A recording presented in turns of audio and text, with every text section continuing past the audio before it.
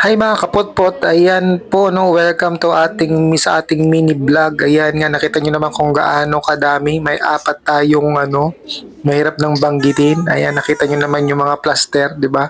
Kunwari malakas pero napakasakit 'yan. Yan nga po no, after nga ng operation natin naka 9 hours tayo bago pa tayo naiakyat, 'di ba? Tingnan mo naman napakatagal ng dapat kasi 2 to 3 hours lang yung operation pero inabot na ng 9 hours. Aba, ang tagal ng tulog ng kaputpot nyo, 'di ba? Ayan nga po, 'di ba? Bago pa ako naiakyat, hindi pa natanggal nung nurse yung aking para sa oxygen ata. Yan nakapulupot pa sa ulo ko. Ayan.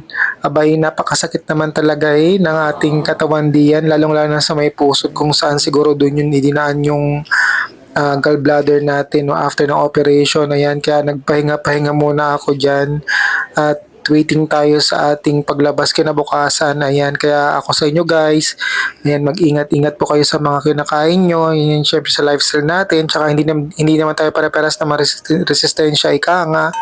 Kaya, ayan, don't forget to like, comment, and share po para sa